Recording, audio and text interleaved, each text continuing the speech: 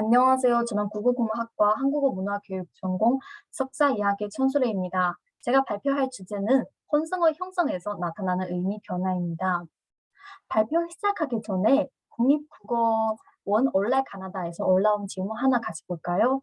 질문자분께서는 혼성어가 두 음자어를 포함할 수 있는지에 대해 고민하고 혼성어와 두 음자어의 관계에 대해서 질문하셨습니다.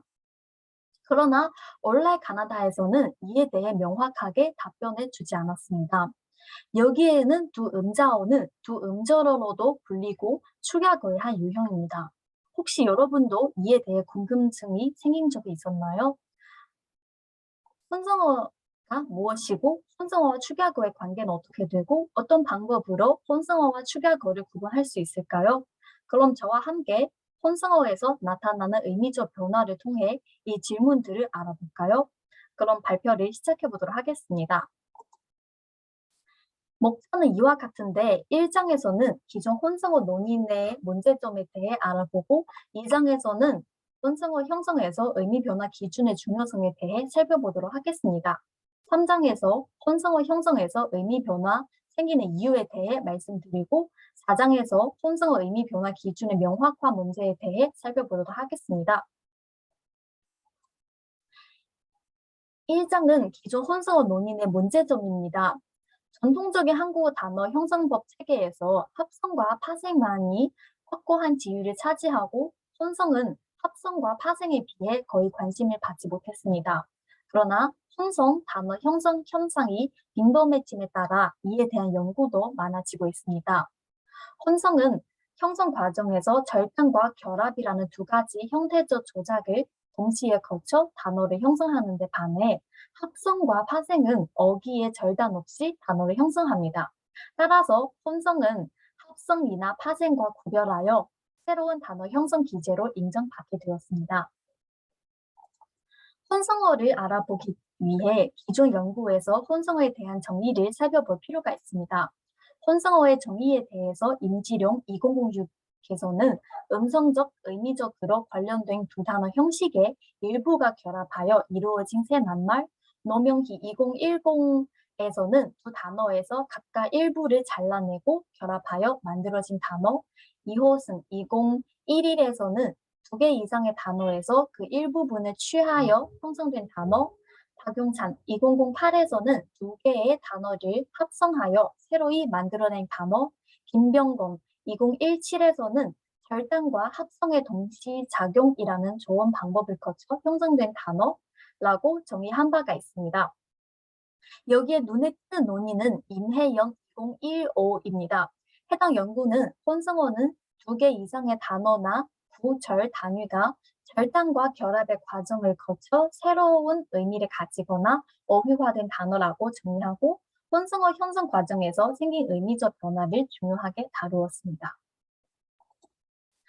학자별 혼성어 정리에서 알 수 있듯이 기존에 있는 많은 혼성어 논의는 혼성어가 형성될 때 수반되는 형태적 특성에 초점을 맞추어 연구를 진행해왔으며 새로운 의미 변화를 부차적인 것으로 처리했습니다.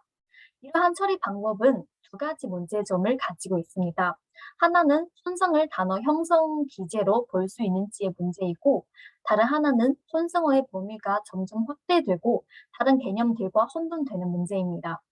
이 두 가지 문제점을 해결하기 위해 현대적 특징에만 집중하여 혼성어를 정의하기보다는 혼성어 형성 과정에서 일어나는 의미 변화를 중요시하면서 혼성어에 대해 재검토하는 작업이 필요합니다.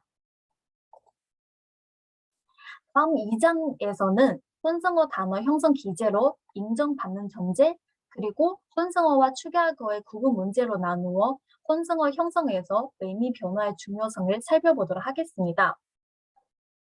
앞에서 말씀드린 것처럼 요즘 혼성은 단어 형성 기제로 인식되고 있습니다. 송원용 2007에서 지적한 바 있듯이 어떤 문법 현상이 단어 형성 기제로 볼 수 있는지를 살피는 중요한 기준은 해당 문법 현상의 결과물이 새로운 단어인가라는 것입니다. 싱조어를 새로운 사물이나 개념을 지칭하기 위해 만든 단어로 규정한다면 형식 변화만 일어나고 의미 변화가 없는 단어는 새로운 단어로 볼 수 없습니다. 이러한 단어들은 기존 단어들을 형식적으로 변화시킨 결과일 뿐이기 때문입니다. 예를 들어 컴이라는 형식은 컴퓨터와 똑같은 의미를 표현하는 말로 단순히 형식적으로 절단되었을 뿐이기 때문에 새로운 단어로 처리하는 것이 바람직하지 않습니다. 그렇기 때문에 변이 형태를 만드는 방법을 새로운 단어 형성 기제로 볼 수 없는 것입니다. 따라서 혼성을 새로운 단어 형성 기제로 인정하려면 혼성은 의미 변화가 이루어진 새로운 단어를 만들 수 있다는 것을 전제로 해야 합니다. 다음은 혼성어와 축약어의 구분 문제입니다. 혼성과 축약은 단어의 구성 성분이 되는 요소들의 일부분을 잘라 결합시킨다는 점에서 공통점을 가지고 있기 때문에 구분하는 것이 쉽지 않습니다. 따라서 혼성어와 축약어의 특징에 대해 살펴볼 필요가 있습니다. 브런치, 분홍령, 맛보기는 두 개의 단어가 동시에 절단과 결합의 과정을 거쳐 새로운 지칭 대상을 가리키는 단어들이고 혼성어 자격에 관한 의심을 받은 적이 없습니다. 그리고 축약어란 두 단어 이상으로 이루어진 말에서 각 성분의 일부를 줄여 만든 단어이고 비카, 갑분사, 학관, 남격은 축약어의 대표적인 예시입니다. 예시를 통해 알 수 있듯이 혼성어와 축약어는 절단과 결합의 과정을 동시에 거쳤다는 점에서 공통점이 있으나 혼성어는 따로 존재하는 단어들을 잘라 결합시킨 것임에 반해 축약어는 원래 공기하는 구나 문장을 잘라 결합시킨다는 점에서 차이가 있습니다. 그리고 의미에 있어서 혼성어는 의미가 불투명한 반면에 축약어는 의미가 투명하여 결합 이전의 형식과 동일한 의미를 나타내는 경우가 많습니다. 하지만 그동안 많은 논의는 혼성어가 형성될 때 일어나는 의미 변화를 부차적인 것으로 처리하고 혼성어와 축약어를 혼동하는 경우가 많았습니다. 예를 들어 갑분사, 등사바에 대해 학자들의 판단이 다르게 나타납니다. 노명희 2011은 이 두 단어를 두 음절어로 간주한 반면에 이호승 2011, 김병건 2017은 혼성어로 다루고 있습니다. 이러한 차이가 나타난 이유는 이호승 2011과 김병건 2017에서는 절단과 결합의 동시 적용이라는 형태적 특징에만 집중하여 혼성어를 규정했기 때문입니다. 형태적 특성에만 집중한 혼성어 정의는 혼성어와 축약어를 쉽게 구분할 수 없는 결과를 초래할 수 있습니다. 김병건 2017에서는 절단과 합성의 동시 적용이라는 조어 방법만으로 혼성어를 규정해 아예 혼성어를 두 음절어, 축약어 등과 같은 것으로 간주했습니다. 이처럼 혼성어가 다른 개념들과 혼동되어 있으면 서로 간의 차이점이 점점 모호해지고 결국 혼성어는 다른 개념들과의 차이가 사라지게 되며 혼성어라는 용어는 불필요한 개념이 될 가능성이 있습니다.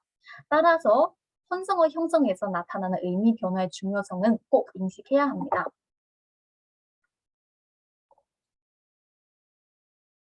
네, 다음은 혼성어 형성에서 의미 변화 생기는 이유입니다. 혼성어를 형성할 때 의도성을 가집니다. 즉, 혼성어는 기존에 있는 원형식을 줄여서 쓰인 것이 아니라 새로운 개념이나 사물을 지칭하기 위해 만들어진 것입니다. 여기서 제시한 아점은 아침과 점심이 아니라 아침 겸 점심을 뜻하는 새로운 개념을 지칭하기 위해 만들어진 새로운 단어입니다. 소맥도 마찬가지로 소주와 맥주가 아니라 소주와 맥주를 적절히 섞어 만든 술이라는 새로운 사물을 지칭한 새 단어입니다. 그러나 엄바와 치맥은 절단과 결합이라는 두 가지 과정을 거쳤지만 새로운 개념을 지칭하기 위해 만들어진 것이 아니라 경제성을 고려해 기존에 있는 원형식을 줄여서 쓰이는 말로 축약어로 봐야 합니다. 이 가운데 엄바는 단순히 엄마와 아빠를 줄여서 만들어진 단어로 새로운 의미 변화가 없습니다. 치맥은 기존에 있는 원형식인 치킨과 맥주를 줄여서 쓰이는 말로 새로운 개념을 지칭하기 위해 만든 단어인 소맥과 비교됩니다. 그리고 치맥은 앞에 음절끼리 결합해 형성한 것으로 축약어의 하유 유형인 두 음절어입니다. 축약어가 기존에 있는 원형식을 줄여 쓰이는 말로 원형식과 의미 통일성이 있는 반면에 혼성어는 새로운 개념을 지칭하기 위한 의도성이 있으므로 원형식과 비교하며 의미 변화가 반드시 생깁니다. 이어서 혼성어 의미 변화 기준을 명확하게 제시해 보도록 하겠습니다. 형성할 때부터 의미 변화가 생긴 단어가 있고 형성 초기에 의미 변화가 없고 나중에 맥락에서 사용됨에 따라 의미 변화가 생긴 단어가 있습니다. 의미 변화 기준을 명확하게 세우지 않는다면 엄지나 먹방과 같은 단어들을 혼성어로 간주해야 할지를 판단하기가 어려운 문제가 생길 수 있습니다.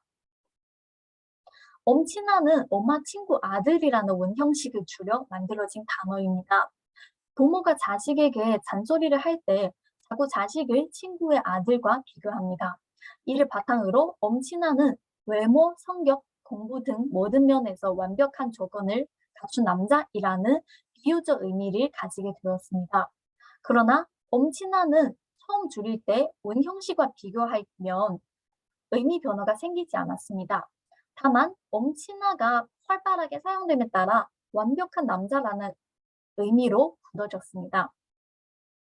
엄친아가 의미 변화가 있으나 처음 생산될 때부터 새로운 의미를 가진 것이 아니라 축약어로 형성된 후에 의미 확대가 일어난 것입니다. 먹방도 먹는 방송의 축약어로서 처음에는 음식을 먹는 모습을 보여주는 방송 프로그램이라는 뜻으로 쓰이고 의미 변화가 발생하지 않았습니다.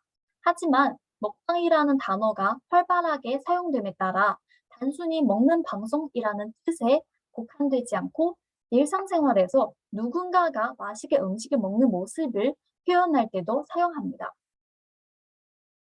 하지만 엄지나 먹방법과 같은 단어들은 원형식을 줄여서 축약어로 형성된 후에 의미 확대가 일어난 것으로 맛보기와 같이 형성될 때부터 새로운 의미를 가진 혼성어와 다른 양상을 보입니다.